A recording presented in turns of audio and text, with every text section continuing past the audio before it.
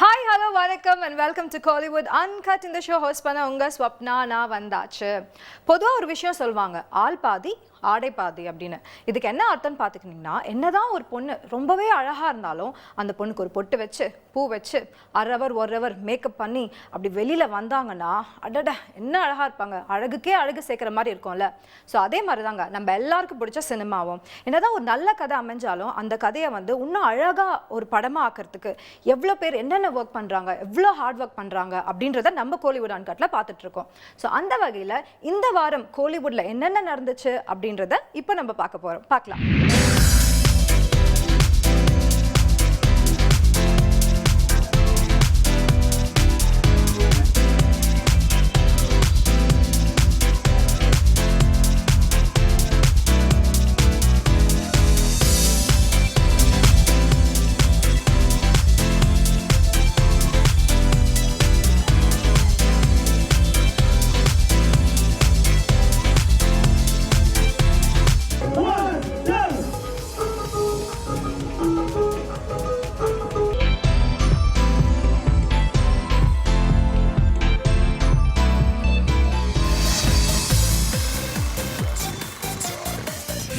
இப்போ நம்ம முதல்ல பார்க்க போகிறது காக்கா முட்டை இந்த படத்தோட டீம் இன்டர்வியூ தாங்க. மணிகண்டன் இந்த படத்தை டைரக்ட் பண்ணியிருக்காரு. இந்த படத்தில் மியூசிக் கம்போஸ் பண்ணியிருக்கிறது ஜிவி பிரகாஷ். இது மட்டும் இல்லாமல் இந்த படத்தை ப்ரொடியூசர் யாருன்னு கேட்டிங்கன்னா நம்ம வெற்றிமாறன் தனுஷ், இவங்க 2 பேர் தாங்க. இதெல்லாம் விட ஹைலைட்டான விஷயம் என்னன்னு கேட்டிங்கன்னா, இந்த படத்தில் 2 பசங்க நடிச்சிருக்காங்க. அட்டா என்ன நடிப்புங்க, சும்மா பிச்சு உதறி இருக்காங்க, அந்த மாதிரி நடிச்சிருக்காங்கன்னு எல்லாருமே சொல்கிறாங்க. இந்த படத்தோட டீம் இன்டர்வியூ லேட்டஸ்டாக நடந்தது. அங்கே என்னென்ன விஷயம்லாம் ஷேர் பண்ணாங்கன்னு உங்களுக்கு தெரியுமா? வாங்க பார்க்கலாம். நான் அந்த காக்கா முட்டை படத்தில் நடிச்சிருக்கேன். இந்த படத்தில் எனக்கு பெரிய காக்கா முட்டைன்ற ரோல் தான் பண்ணியிருக்கேன். இந்த படத்தில் நடித்தது ரொம்ப சந்தோஷமாக தான் இருக்குது. ஏன்னா இந்த படத்துக்கு 2 நேஷனல் அவார்டு கிடச்சிருக்கு. ஒன்று எனக்கு, இன்னொன்று எனக்கு தம்பி கேரக்டர் பண்ண ரமேஷ் அவரும் கிடச்சிருக்கு. சான்ஸ் வரும் நான் எதிர்பார்க்கவே இல்லை. சும்மா கடலோரத்தில் தான் சுற்றிட்டுருப்பேன், தினைக்கும் ஃப்ரெண்ட்ஸும் கூட சேர்ந்து சுற்றிட்டுருப்பேன். நேரத்தில் மணி சார் லொக்கேஷன் பார்க்குறதுக்கோசம் வந்தார். பிக்சர்ஸ் எம்டி எடுக்கணும், கொஞ்சம் பசங்களை சேர்த்து வச்சு எடுக்கலான்ட்டு எடுக்கும் போதே 10-15 பசங்களை சேர்த்து வச்சு எடுத்தார். அந்த 10-15 பசங்களை 2 பசங்களை வண்டி எடுத்து ட்ரெயின் பண்ணார். டைலாக்லாம் சொல்லி கொடுத்து ட்ரெயின் பண்ணார். அப்படி ட்ரெயின் பண்ணும்போது நாங்கள் ஷூட்டிங் எடுக்கும்போது ரொம்ப பெருசாக தெரியல நடிக்கிறதுலாம். அது கொஞ்சம் ஈஸியாகிடுச்சு. முன்னாடி வச்சு ட்ரெயின் பண்ணதால ஈஸியாக இருந்ததால் தான் நான் அந்த படத்தை ஈஸியாக நான் முடித்தேன். இந்த ட்ரெயின் பண்ணலாம் ரொம்ப கஷ்டமாக தான் இருக்கும் அந்த படத்தை எடுக்கும் போதெல்லாம். எனக்கு அந்த படத்து தனுஷ் சாரும் அண்ட் வெற்றிமாறன் சாரும் ப்ரொடியூஸ் பண்ணியிருக்காங்க. இவ்வளோ பேர் ப்ரொடியூசர் எங்கள் படத்துக்கு பண்ணுறது பெரிய விஷயம். இவங்க ப்ரொடியூஸ் பண்ண படத்தில் நான் நடிக்கிறேன்னா அதுவே எனக்கு பெரிய விஷயந்தான். ஷூட்டிங் லொக்கேஷன் எப்பவுமே நான் இருக்கிற ஏரியா தான், அந்த ஏரியாவும் அப்படி தான் இருந்தது. ஏன்னா நான் காசிமேட் ஏரியாவில் தான் இருக்கேன். அந்த ஏரியாவும் சைதாப்பேட்டை ஏரியாவும் ஒரே மாதிரி இதுதான் இருந்தது. அதனால் பெரிய வித்தியாசம் தெரில எனக்கு அங்கே நடிக்கிறதும் எங்கள் நடிக்கிறதும். அந்த இடத்துல நடிக்கும் போது எல்லோரும் எங்களை மாரி தான் பேசுகிறாங்க. நாங்கள் எப்படி காசிமேட்டில் பேசுவோமோ அதே மாதிரி தான் பேசுகிறாங்க. அதனால தான் அவங்க சொல்கிறதெல்லாம் புரிஞ்சுக்கிட்டு டைரக்டரும் அப்படி தான் பேச ஆரம்பித்தார். நாங்கள் எப்படி சொன்னால் எங்களுக்கு புரியும் டைலாக்கு, அந்தமாரி தான் பேசி புரிய வச்சார். அவர் சொன்ன ஒன்று நாங்கள் புரிஞ்சுக்கிட்டு படத்தில் நடிச்சிருக்கோம். நான் நடிச்சது சொன்னால் உண்மையிலே யாருமே நம்ப மாட்டாங்க. நான் நம்ப மாட்டேன் மெயினாக. ஏன்னா நான் ரியல் லைஃப்பில் எப்படி இருப்பேனோ அதை தான் நான் படத்தில் காமிச்சேன். டைலாகை மட்டும் இல்லை, டைலாக் கொண்டு தான் அவங்களது மிச்சம் எக்ஸ்பிரஷன்லாம் எனக்கு. வணக்கம். நான் காக்கா முட்டை வச்சுக்கிறேன். என் பேர் ரமேஷ். நான் இந்த படத்தில் சின்ன காக்கா முட்டை வச்சுக்கிறேன். ரொம்ப சந்தோஷமாக இருக்குது. சின்ன காக்கா முட்டை வச்சுது. இன்னொருத்த பெரிய காக்கா முட்டை வச்சுக்கிறேன். விக்னேஷ் அவன் பேர் அவனும் செம்மையாக வச்சுருப்பான். நான் நடிக்க மாட்டேன் ஒழுங்காவே. எங்கள் மணி நான் சால்ட்டு வந்துடுறேன்னாரு. அதுக்குன்னு நான் இன்ட்ரெஸ்ட் வச்சு நடிப்பேன். சரி நான் இந்த வாட்டி நான் கரெக்டாக பண்ணுறேண்ணா, நான் எப்படி நம்பிக்கைண்ணா. அவங்க ஒரு டைலாக் சொல்கிறாங்கன்னா அதை ஞாபகம் வச்சுக்கணும். எப்போ சொல்கிறாங்களோ, எப்போ ஆக்ஷன்ன்றாங்களோ அதுக்குள்ளே இப்படி சொல்லணும் அதுமாதிரி சொல்லி கொடுத்துக்குறாங்க. ரொம்ப சந்தோஷமாக இருந்துச்சு இந்த படம் வச்சதுக்கு. முக்கியமாக ஒரு பொண்ணு சமயம் வச்சுருக்கோம் அதில். அதை டான்ஸ்லாம் ஆட வேறு அதில். அதுதான் செம காமெடியாக இருந்துச்சு அந்த பாட்டு டான்ஸ் ஆனது. நான் அவார்டு அவங்களோட பெருசாத்துக்கல, ப்ளைனில் போனால் தான் பெருசாத்துக்கு. அவார்டு நாங்கள் இப்போ வாங்கி வந்துலான்டான்ட்டு பாடியே போனேன். ப்ளைனில் போகிறேன் தான் இன்ட்ரெஸ்ட். சரி நான் எப்போ போகலாம், இன்னும் கிளம்பி போட்டு நான் கேட்டேன் மணி நைட்டு. எனக்கு தெரியாது யாருக்கு தானே. உங்கள் மணி நாங்கள் நின்றுருந்தார். அண்ணா அவர் பெரிய ஆளாக இருப்பா போடலாம், எவ்வளோ வெயிட்டாக இருக்காரு. அவர் யாருன்னு தெரியுமாடா கேடு. தெரியாதுண்ணா கேடு. தெரியாதா என்னடா தெரியாமையா வந்துக்கிறேன்னு கேட்டு காக்கா முட்டை இந்த படத்தோட டீம் இன்டர்வியூ தான் நம்ம பார்த்துட்டு இருக்கோம். ஸோ இந்த படத்தில் ஒரு சர்ப்ரைசிங்கான விஷயம் என்னன்னு கேட்டிங்கன்னா, முதல் முறையாக தனுஷோட ப்ரொடக்ஷனில் நம்ம சிம்பு ஒரு சூப்பரான கெஸ்ட் ரோல் நடிச்சிருக்காருங்க.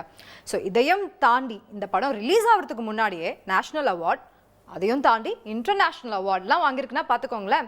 ஸோ இந்த மாதிரி இன்னும் நிறைய இன்ஃபர்மேஷன்ஸ்லாம் இந்த டீம் நம்மளுக்காக ஷேர் பண்ணிகிட்டே இருக்காங்க. என்னன்றதை நீங்களே பாருங்களேன். ஹாய் எல்லாருக்கும் வணக்கம். நான் தான் உங்களோட ஐஸ்வர்யா ராஜேஷ். காக்கா மூட்டை வந்து ரிலீஸ் ஆகி ரொம்ப சக்ஸஸ்ஃபுல்லாக ஓடின்னு இருக்கு. ஸோ ரொம்ப சந்தோஷமாக இருக்குது. இந்த படத்தில் வந்து நான் வந்து 2 குழந்தைங்களுக்கு அம்மாவாக நடிச்சிருக்கேன். ஸோ ரொம்ப நல்ல ரெஸ்பான்ஸ் அண்ட் பெரிய அப்ரிசியேஷன்ஸ் எல்லாம் கிடச்சிருக்கு. அண்ட் இந்த படம் வந்து டிரெக்டர் மணிகண்டன் வந்து டிரெக்ட் பண்ணியிருக்காங்க. And Vetrimaaran sir and Dhanush 2 பேருமே சேர்ந்து ப்ரொடியூஸ் பண்ணி ஃபாக்ஸ் ஸ்டார் வந்து வெளியிட்டிருக்கு. இந்த படத்துக்கு நேஷ்னல் அவார்டு வரும்னு எனக்கு ஆல்ரெடி தெரியும். கண்டிப்பாக வந்து நான் எதிர்பார்த்தது தான். ஸோ அந்த 2 குழந்தைங்களுக்கும் வந்தது ரொம்ப சந்தோஷமாக இருக்குது. அதாவது என்னோடய பசங்களாம் நடித்த விக்கி அண்ட் ரமேஷ் 2 பேருக்குமே நேஷ்னல் அவார்டு கொடுத்துருக்காங்க, டைரக்டர் கொடுத்துருக்காங்க. ஸோ ரொம்ப சந்தோஷமாக இருக்குது. ஸோ நேஷ்னல் அவார்ட் மட்டும் இல்லை, பெரிய ஃபெஸ்டிவல்ஸ்லலாம் ஸ்க்ரீன் பண்ணியிருக்காங்க. ஒஃபிஷியல் செலெக்ஷன் ஆகிருக்கு. ரொம்ப நல்லா இருக்குது. படம் வந்து ரெஸ்பான்ஸ் கூட ரொம்ப நல்லா வந்துட்டுருக்கு. ஸோ கண்டிப்பாக ஃபேமிலியோடு போய் தியேட்டரில் போய் பாருங்கள். That is very important. தியேட்டரில் பாருங்கள். கண்டிப்பாக நீங்கள் எல்லாருமே என்ஜாய் பண்ணுங்கள். வணக்கம், நான் மணிகண்டன், காக்கா முட்டை படத்தோட இயக்குனர். இந்த படம் முடித்து ஒரு வருஷம் ஆயிடுச்சு எங்களுக்கு. ஒரு 8 ஃபிலிம் ஃபெஸ்டிவல், இன்டர்நேஷ்னல் ஃபிலிம் ஃபெஸ்டிவலுக்கு போயிட்டு தேசிய விருதுக்காக காத்திருந்து தேசிய விருது வந்த பிறகு இங்கே ரிலீஸுக்கு வருது. இந்த படம் எடுக்க ஆரம்பித்து ஒரு 2 வருடம் ஆயிடுச்சு. இந்த 2 வருட காலமாக அது முடித்த பிறகு ஒரு வருஷம் வெயிட் பண்ணுறது ரொம்ப சிரமமான விஷயம். ஏன்னா அதை இங்கே இருக்கிற தமிழ் மக்களுக்கு போட்டு காட்டணுன்ற ஒரு ஆர்வம் இருந்துக்கிட்டே இருந்தது. படம் வந்து 2 சிறுவர்களை பற்றி, ஒரு குப்பத்தில் இருக்கிற 2 சிறுவர்களை பற்றின படம். அவங்களோட வாழ்க்கையை மையமாக வச்சு தான் இது இருக்குது. ஒரு டிவியில் மூலமாகவும் ஒரு புதிதாக வந்த ஒரு பீஸாவை வந்து சாப்பிடணும்னு ஆசைப்பட்டு வீட்டுக்கு தெரியாமல் அவங்களே பணம் சேர்த்து அதை எப்படி சாப்பிட்றாங்க, அது எந்த மாதிரி பிரச்சனைகளை கொண்டு வருது, ஒரு சின்ன விஷயத்தை அவங்க சொசைட்டியில் செய்ய போய் அது வந்து எவ்வளோ விளைவுகளை ஏற்படுத்துன்றதை மையமாக வச்சு தான் எழுதப்பட்டிருக்க கதை. ரொம்ப சிம்பிள் ஸ்டோரி, ஆனால் எல்லாத்துக்கும் தன்னோட குழந்தை பருவத்தை ஞாபகப்படுத்துகிற மாதிரி அந்த படம் இருக்கும். படத்துக்கு 2 சின்ன பசங்க தேவைன்றப்போ நான் ரெஃபரன்ஸ்க்காக 2 பசங்களோட ஃபோட்டோகிராஃப்ஸ் எடுத்திருந்தேன். அந்த பசங்களை வச்சு இங்கே நம்ம சினிமாவில் ப்ரொஃபஷ்னல் ஆக்டர்ஸை வந்து சூஸ் பண்ணி அவங்கள கேஸ்ட் பண்ண ட்ரை பண்ணுறப்போ அந்த ஸ்லம்மில் இருக்க சிறுவர்களுக்கு இணையாக அவங்களால அதை நடிக்க முடியலன்னு தான் சொல்லணும். ஏன்னா அவங்க அந்த ஸ்லம்மில் இருக்க பசங்களோட எனர்ஜியே வேறு லெவலில் இருந்தது. அப்புறம் நாங்கள் சரி அந்த பசங்களவே நடிக்க வைக்கலான்னு சொல்கிற மாதிரி அவங்கள எடுத்துகிட்டு வந்து ஒரு 2 மாதம் வந்து ட்ரெயின் பண்ணோம். ட்ரைனிங் வந்து நடிக்கிறதுக்கான ட்ரைனிங் இல்லை, ஒரு எப்படி ஒரு கமெண்ட்டை கேட்குறது, எப்படி ஒரு கவனம் செலுத்துறது, ஒபீடியன்ஸ், இந்த மாதிரி விஷயங்களை வச்சு தான் ட்ரெயின் பண்ணோம். அந்த பசங்களோட பர்ஃபார்மன்ஸ் வந்து ஒரு நேஷ்னல் அவார்டு வாங்குகிற அளவுக்கு இருக்குன்னா அதை நீங்கள் புரிஞ்சுக்க முடியும். படம் பார்க்குறப்போ உங்களுக்கு தெரியும் அது எவ்வளோ இயல்பாகவும் அதே நேரத்தில் நம்ம எவ்வளோ நம்பகத்தன்மையோடு இருக்கும்ன்ற மாதிரி அந்த படம், அந்த பசங்களோட பர்ஃபார்மன்ஸ் இருக்கும். அதுக்கடுத்து அந்த பசங்களுக்கு அடுத்து அதில் முக்கியமான ஒரு கதாபாத்திரத்தில் நடிச்சிருக்கிறது வந்து ஐஸ்வர்யா ராஜேஷ். அந்த 2 பசங்களுக்கு அம்மாவாக நடிச்சிருக்காங்க. பொதுவாக ஸ்லம்ஸில் வந்து பார்க்கும்போது வெரி யங் மதர்ஸ் வந்து பார்க்க முடியும். நல்லா ஒரு 18 வயசுலேயே கல்யாணம் பண்ணி கொடுத்து ஒரு 24 வயசுக்குள்ளே ஒரு குழந்தை இருக்கிற அளவுக்கு இருக்கும். இப்போ அந்த மாதிரி ஒரு யங் மதராக தான் அந்த கேஸ்ட் பண்ணணும்னு தோணுச்சு. அதே நேரத்தில் ஆல்ரெடி நடிச்சுக்கிருக்க கதாநாயகிகளை வந்து யாராவது ஒருத்தரை தேர்ந்தெடுக்கிற மூலமாக இப்போ எனக்கு இன்னும் கொஞ்சம் நெருக்கமாக இருக்கணும் போல தோணுச்சு. அந்த கதாபாத்திரம் வந்து இன்னும் மக்கள்கிட்ட வந்து இன்னும் நெருங்கும் அப்படின்ற ஒரு நம்பிக்கை இருந்தது. அந்த விதத்தில் ஐஸ்வர்யா ராஜேஷ் அவங்க வந்து ஆடிஷன் பண்ணும் போதே அவங்ககிட்ட ஒரு ரொம்ப கேஷுவலான ஒரு ஆக்டிங் பேஸ் இருந்தது. மற்ற பழைய படங்களோட இன்ஃப்ளூயன்ஸோ வேறு கதாநாயகிகளோட இன்ஃப்ளூயன்ஸோ இல்லாமல் இருந்தது. அதனால் அவங்கள வச்சு பண்ணலான்ற மாதிரி தோணுது. அப்புறம் அகைன் அவங்களுக்கு வந்து இது ஒரு பெரிய ரிஸ்க்கு மாதிரி தோணுச்சு அப்போது. ஏன்னா கதாநாயகியாக நடிச்சுக்கிருக்கும் போதே சிறுவர்களுக்கு அம்மாவாக நடிக்கும் போது அடுத்தடுத்து அதே மாதிரி கதாபாத்திரங்கள் வந்துருன்ற மாதிரி அவங்களுக்கு ஒரு பயம் இருந்தது. ஆனால் இது அதை தாண்டி அவங்க லைஃப் டைமில் ஒரு முக்கியமான படமாக இருக்கும்ன்ற மாதிரி அந்த கதை மூலமாகவும் அவங்களுக்கு அதை சொல்லி புரிய வச்ச பிறகு அவங்க பண்ணாங்க. இந்த படம் பார்க்குறப்ப தெரியும், நிறைய பேர் ஃபாரினில் ஃபெஸ்டிவல்ஸ்லாம் கேட்டிருக்காங்க, அது உண்மையிலே அந்த பசங்களோட அம்மாவா அப்படின்ற அளவுக்குலாம் கேட்டிருக்காங்க. அதுக்கடுத்து இந்த படத்துக்கு பாட்டியாக நடித்தவங்களாக இருக்கட்டும், மற்ற கேரக்டர்ஸ் நிறைய பேர் பண்ணியிருக்காங்க. எல்லாருமே ரொம்ப சிறப்பாக பண்ணியிருக்காங்க. அதில் டெக்னீஷியன்ஸ் பார்க்குறப்போ மியூசிக் வந்து ஜிவி பிரகாஷ் சார் போட்டிருக்காரு.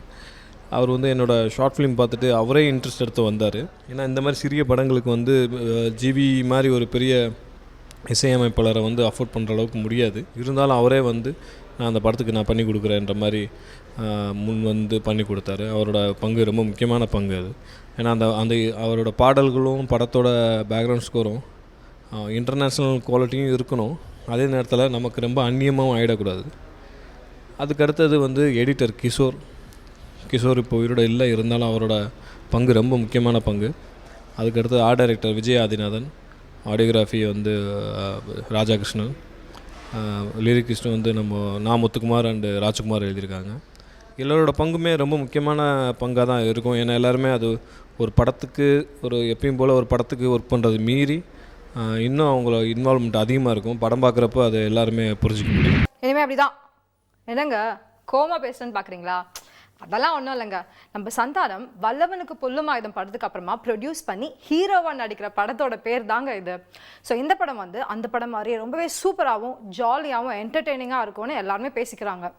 இதே மாதிரி சந்தானம் பார்த்தீங்கன்னா எப்போவுமே ஜிம்மில் பயங்கரமாக ஒர்க் அவுட் பண்ணிகிட்டே இருக்காரா. இந்த படத்துக்காக பயங்கரமாக பாடிலாம் ஏற்றி சூப்பர் டூப்பராக அப்படியே பார்க்கவே ஹேண்ட்ஸம் டூடாக தாறு மாற ஆகிட்டாராங்க. ஸோ இந்த மாதிரி இன்னும் நிறைய இன்ஃபர்மேஷன்ஸ்லாம் இந்த படத்தோட ப்ரெஸ் மீட்டில் ஷேர் பண்ணியிருக்காங்க நம்மளுக்காக. பாருங்கள்.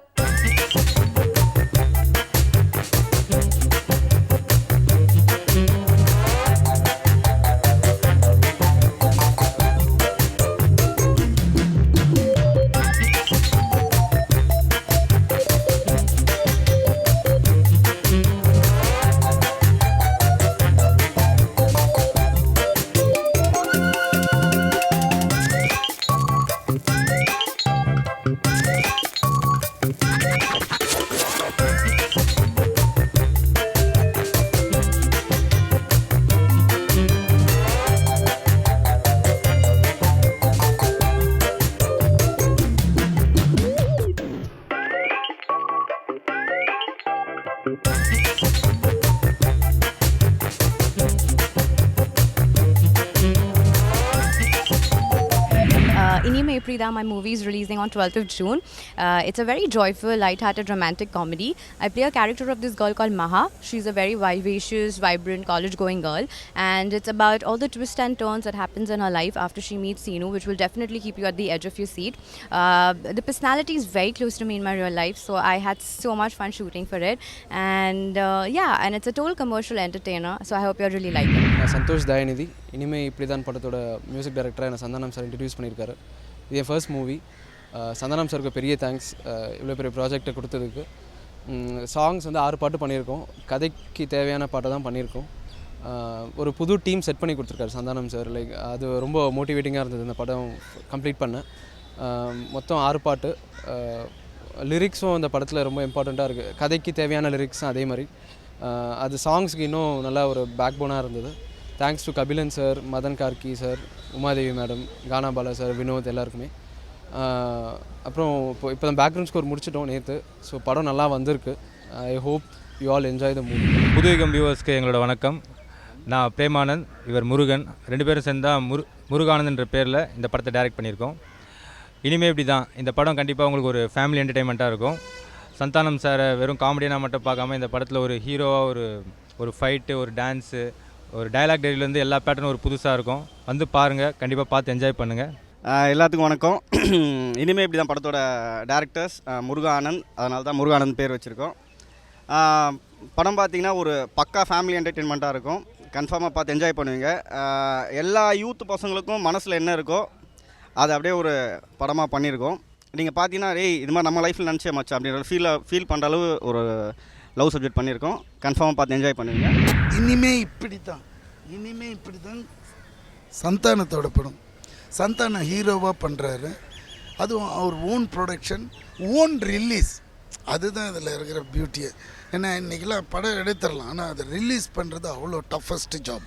படத்தை பற்றி சொல்லணுன்னா இட்ஸ் 2 hours ஃபினாமினல் ஹிலேரியஸ். இது நிறைய கேரக்டர்ஸ் லைக் மீ, நான் அதில் ஒரு சின்ன கேரக்டர் பண்ணியிருக்கேன். இந்த மாதிரி தம்பி ராமையா, அப்புறம் பெப்சி விஜயன், அப்புறம் நிறைய இதுமாதிரி நிறைய லைனை சொல்லி போகலாம். அதுமாரி எல்லோரையும் வச்சு சூப்பராக பண்ணியிருக்காரு. அண்ட் இன்னும் அபவுட் சந்தானம், எதை எடுத்தாலும் ஒரு ஸ்பிரிட்டோடு செய்வார். இது பியூட்டிஃபுல்லாக வந்திருக்கு. நான் சாங்ஸ்லாம் பார்த்தேன், சூப்பராக இருக்குது. ஸோ ப்ளீஸ் வாட்ச் இந்த தேட்டர். வணக்கங்க, ஏஆர் மோகன் இந்த படத்தோட ஆர்ட் டைரக்டர். சந்தனம் சாரோட இது ஹேண்ட்மேட் ஃபிலிம்ஸோட 2வது படம். முதல் படம் வந்து வல்லவனுக்கு புல்லுமாயுதம் ஒர்க் பண்ணேன். அந்த படத்தில் வந்து எனக்கு ஒரு பிரம்மாண்ட வீடு செட் கொடுத்துருந்தாரு. அதே மாதிரி இது எனக்கு 2வது படம் வாய்ப்பு கொடுத்துருக்காரு. இந்த படத்தில் பார்த்தீங்கன்னா அந்த படம் எப்படியோ அதே மாதிரி இதுலேயும் பிரம்மாண்ட சாங் செட் போட்டிருக்கோம். ரொம்ப ஃப்ரீடம் கொடுத்தாரு. இந்த படத்தோட இயக்குனர்கள் முருகன், ஆனந்த் 2 பேருமே ஃப்ரெண்டு மாதிரியும் இல்லாமல் அது என்ன சொல்லுவாங்க, ஒரு குடும்பமாக ரிலேஷன் மாதிரி ஒர்க் பண்ணோம். ஒரு டைரக்டர் டெக்னீஷியன் மாதிரியான இது இல்லாமல் ஒரு ஃப்ரீடம் கொடுத்து ஒர்க் பண்ண படமாக இருந்தது எனக்கு. அதே மாதிரி இந்த படம் வந்து பண்ணும்போது எங்களுக்கு டைட்டில் தெரியாது. டைட்டில் லாஸ்ட்டாக தான் தெரியும் நெருக்கத்தில். ஆனால் இப்போ தான் தெரியுது ஒவ்வொரு நாளும் அந்த டைட்டில் தான் சொல்லிக்கிற மாதிரியான இருந்தது. அவ்வளோ ஜாலியாக ஒர்க் பண்ண படம். இந்த படத்தை பொறுத்த வரைக்கும் இந்த படத்தில் ஒர்க் பண்ணது எங்களுக்கு அவ்வளோ மெமரபிள். ஒவ்வொரு நாளும் இனிமேல் வந்து இந்த படம் எப்போ வரும் நாங்களே எதிர்பார்க்குற ஒரு படமாக இருக்குது. சாலையோரம் இந்த படத்தோட ஆடியோ லான்ச் தாங்க நம்ம இப்போ பார்க்க போகிறோம். டைரக்டர் பி வாசு கிட்ட அசிஸ்டண்ட்டாக ஒர்க் பண்ண மூர்த்தி கண்ணன், இவர் தான் அந்த படத்தோட டைரக்டர். இது மட்டும் இல்லாமல் இந்த படத்தில் 2 நியூ ஃபேஸஸ் நடிச்சிருக்காங்க, ஹீரோ ஹீரோனா ராஜ் அண்ட் செரீனா.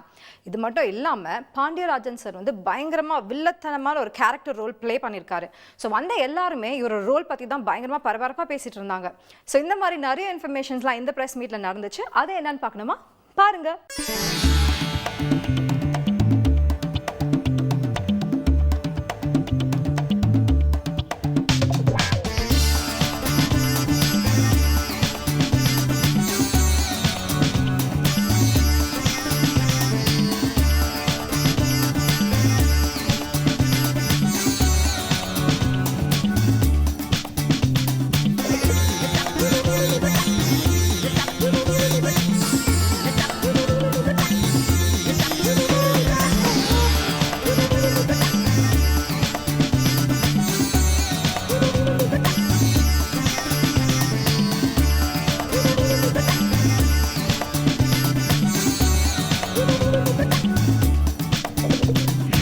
மூர்த்தி கண்ணன் அவர் வந்து டைரக்ட் பண்ண நம்ம பாண்டியராஜன் சார் பையனை வச்சு ஒரு படம் டைரக்ட் பண்ணார். அந்த படம் வந்து ஜனங்க மத்தியில் ரொம்ப நல்ல பேர் இருந்தது. படத்தை பற்றி நல்ல ரிப்போர்ட் இருந்தது. பட் படம் வந்து அந்த பப்ளிசிட்டி இருக்குது பாருங்கள், ஜனங்கிட்ட போய் சேர்க்குறது இருக்கு இல்லையா. இப்போ வந்து ஐயோமான்னு சத்தம் போட்டால் தான் திரும்பி பார்க்குறாங்க, இல்லைன்னா திரும்பியே பார்க்க மாட்டேங்கிறாங்க. அந்த மாதிரி ஒரு சூழ்நிலையில் மூர்த்தி கண்ணன் வந்து ரொம்ப அப்செட் ஆகிட்டார். பாண்டியராஜன் அப்செட் ஆகிட்டார். நான் கூட சொன்னேன், நீங்கள் ஏதாவது செய்யுங்க, உடனடியாக செய்யுங்க, ஒரு நாள் மிஸ் பண்ணாலும் நம்ம போயிடுவோம், நம்மளுடைய இது இறங்கிடும், இப்போ கலெக்ஷன்ஸ் இப்போ இருக்கிற கலெக்ஷன்ஸ் இறங்கிடும், தயவு பண்ணி நீங்கள் ஏதாவது உடனடியாக செய்யுங்கன்னு சொல்லி நானும் எவ்வளோ ப்ரெஷர் கொடுத்தேன் அவங்களுக்கு எனக்கும் எந்த விதமான சம்மந்தம் இல்லை. பாண்டியராஜன் எனக்கு ரொம்ப வேண்டியவர். மூர்த்தி கண்ணன் எனக்கு தெரியவே தெரியாது. நான் கூப்பிட்டு மரியாதை கொடுத்து அவருக்கு பேசி இந்த விஷயங்களை சொன்னேன். இப்போவும் நான் சொல்ல வர்றது என்னென்னா, இந்த படத்தை மூர்த்தி கண்ணன் நல்லா பண்ணுவாருங்கிறதுல எனக்கு நம்பிக்கை இருக்குது. எனக்கு அவரோட அதுக்கப்புறம் நிறைய பழகினேன், நிறைய விஷயங்கள் அவர்கிட்ட நான் பேசியிருக்கிறேன். அவர் நிச்சயமாக நல்லா பண்ணியிருப்பார். படம் நிச்சயமாக நல்லா வரும், அதிலெல்லாம் ஒன்றும் எந்த விதமான குறையும் இருக்காது.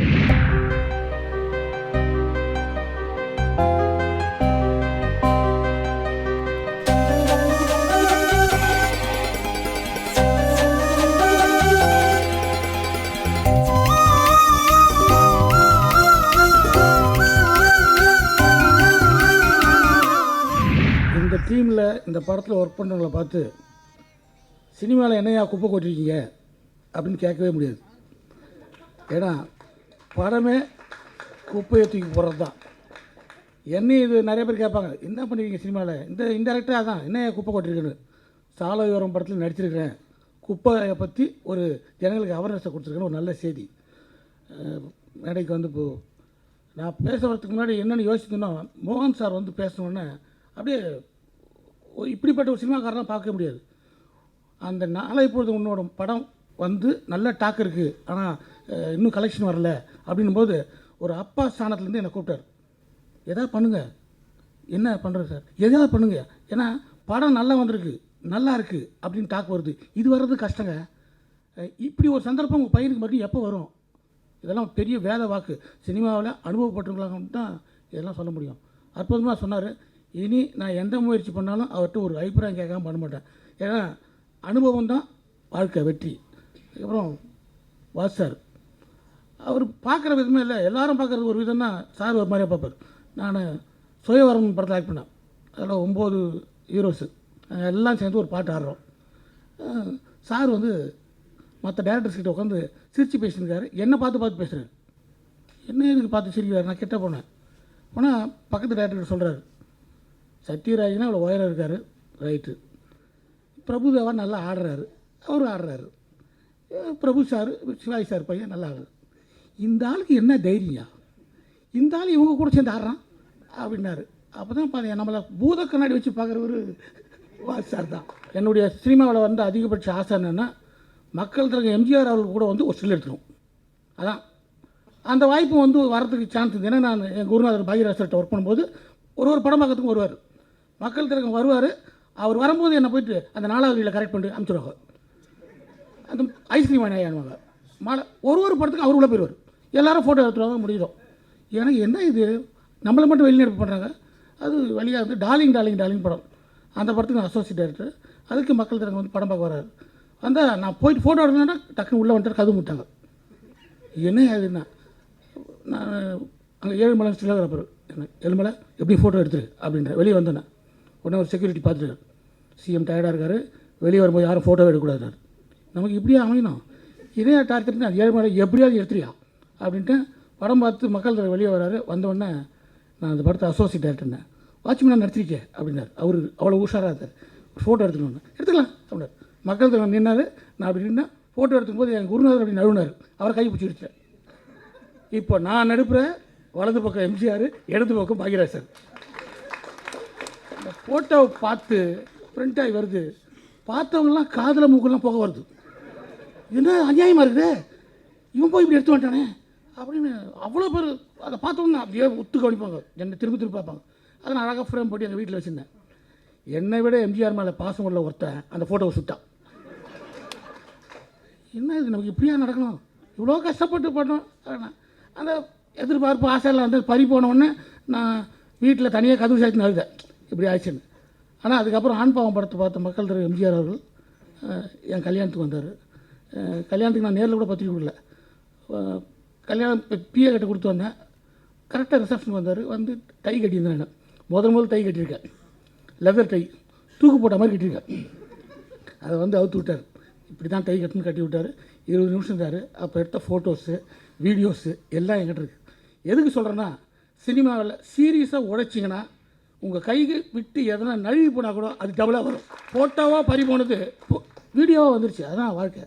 சாலையோரம் இந்த டைட்டில் பார்த்திங்கன்னா, என்ன எக்ஸ்பிரஸ் ட்ரெயினில் போங்க, என்ன பஸ்ஸில் போங்க, பிளாட்பாரத்துக்கு போய் எதான் ஏற முடியும், வீட்டுக்கு வந்து கூட்டு போகாது. அதான் சாலையோரம் வந்து ஒரு பயணத்துடைய துவக்கம். இதில் நான் வில்லனாக நடிச்சிருக்கேன். சஸ்பென்ஸ் லைக் பண்ணேன். பெரிய சஸ்பென்ஸ் கிடையாது. வில்லனாக பண்ணால் மூர்த்திகன் வந்து, சார் நீங்கள் 5ஆவதில் வில்லன் பண்ணீங்க, அதுக்கப்புறம் இதில் பண்ணுங்கன்னாரு. 5ஆவதே பண்ணும்போது எனக்கு டென்ஷன் தான். மிஸ்கின் வந்து சொன்னார், நீங்கள் வில்லன் பண்ணுங்கன்னு. நான் கம்முன்னு இருந்தேன். என்ன சார் அப்படி நடிக்க மாட்டீங்களா நெகட்டிவாக? இல்லைங்க, நம்மளை பார்த்த உடனே சிரிச்சிருவாங்க, நீங்கள் வில்லன் கொண்டு போய் நிப்பாட்டி உங்கள் கேரக்டர் தான் கெட்டு போகுதுங்கன்னு. இல்லை சார் நான் வில்லன் பண்ணுறேன். நாளைக்கு ஷூட்டிங், இன்றைக்கி ஃபோன் பண்ணுறாரு. ஃபோன் பண்ணி ஒரு விஷயம், என்ன மீசை கொஞ்சம் எடுத்துறீங்களான்னு. என்னது மீசை எடுக்கிறதா? நான் கிருஷ்ணர் வேஷம் போட்டு மீசை எடுத்ததில்லை. அதெல்லாம் எனக்கு நல்லா இல்லை எல்லாரும் பேசி பேசுகிறார். அப்புறம் ஏன் நீங்கள் மீசை எடுக்க மாட்டேங்கிறாரு. நம்மக்கிட்ட வளர்றதே அது ஒன்று தான். அதையும் எடுத்து விட்டுனா இடையே பாடுறது. அப்புறம் தள்ளி ஒரு டைரக்டருடைய எண்ணம் நம்மளை மீசை எடுத்து பார்க்குறாரு அப்படின்னு அதற்கான வெற்றி அதில் கிடைச்சிது. ஒரு டைரக்டர் வந்து ஒரு நடிகர் நல்லா கன்வின்ஸ் பண்ணி அவங்க கொண்டு போனாங்கன்னா நிச்சயமாக வெற்றி கிடைக்கும். மூர்த்தி கண்ணன் அந்த வகையில் தான். என் பையனுக்கு கதை சொல்கிறார்.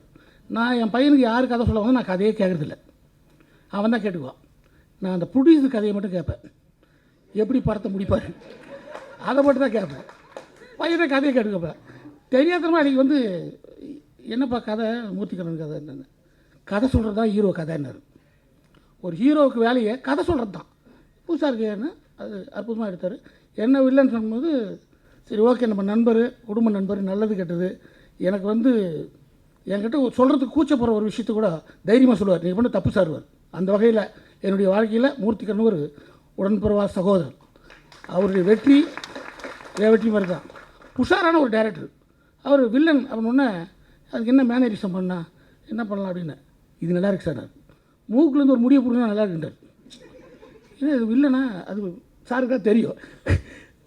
அதுக்கு தான் சொன்னேன், அது ஒரு கேரக்டருங்க, மூக்கில் முடி பிடிக்குன்னா ஏதோ தப்பு பண்ண போகிறான்னு, அதையே வச்சுக்கோங்கன்றார்.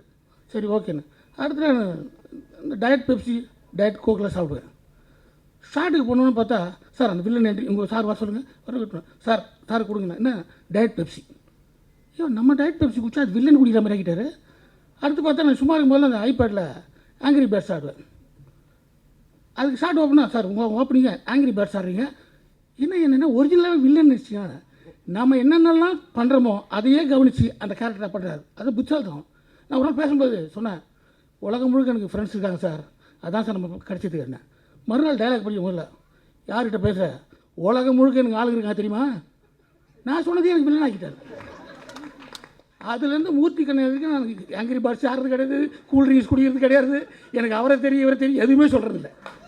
உஷாரான ஆள், அன்பான விஷயம். அதாவது இந்த விஷயத்தை அது எடுத்ததே பெரிய விஷயம். எல்லோரும் பயப்படுவாங்க ஒரு குப்பையை பற்றி அவேர்னஸ் எல்லாத்தையும், அதை அழகாக ஒரு மருந்து மாதிரி கொடுத்துருக்காரு. இந்த டீம் வெற்றி பண்ணால் சினிமா தொடர்ந்து ஜெயிச்சுட்டே இருக்கும். நன்றி, வணக்கம். சென்னையில் ரீசெண்டாக ஒரு ஃபேஷன் எக்ஸிபிஷன் நடந்துச்சுங்க. ஸோ ஃபேஷன் அப்படின்னாலே சென்னை வந்து எப்பவுமே டாப் ட்ரெண்டிங்கில் தான் இருக்கும். ஸோ இந்த எக்ஸிபிஷனில் நிறைய ஃபேஷன் ஆக்சசரிஸ்லாம் டிஸ்பிளே வச்சுருந்தாங்க. ஸோ பார்க்குறதுக்கே ரொம்பவே அழகாக இருந்தது. சொல்லும் போது உங்களுக்கே பார்க்கணும் போல இருக்குல்ல, பாருங்கள்.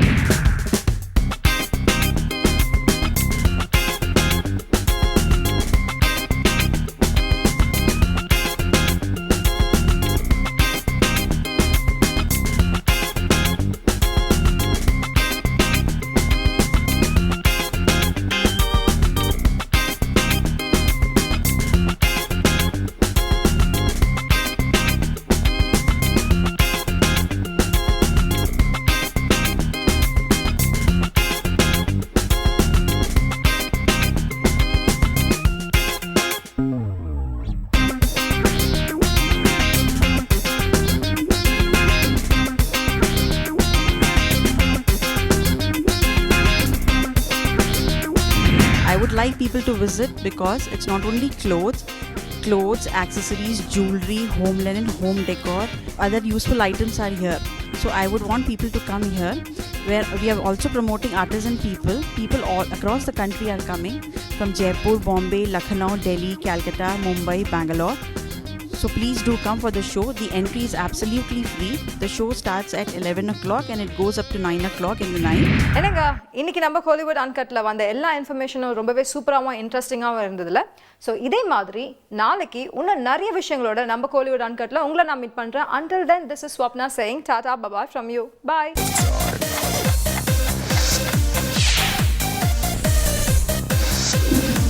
இருங்க, என்னடா போனவ திரும்பி வந்துட்டேன்னு பார்க்குறீங்களா? ஒரு முக்கியமான விஷயம் சொல்ல மறந்துட்டாங்க. நம்ம புதுயுகம் சேனலில் coming 12th and 13th evening 6 o'clock ஒரு எக்ஸ்க்ளூசிவான பிரம்மாண்டமான இசை நிகழ்ச்சி UN மியூசிக்கல் எக்ஸ்பிரஸ். மறந்துடாதீங்க, coming 12th and 13th evening 6 o'clock. ஓகேயா? நான் இப்போவே ரெடி ஆகிட்டேன், நீங்களும் ரெடி ஆகிடுங்க.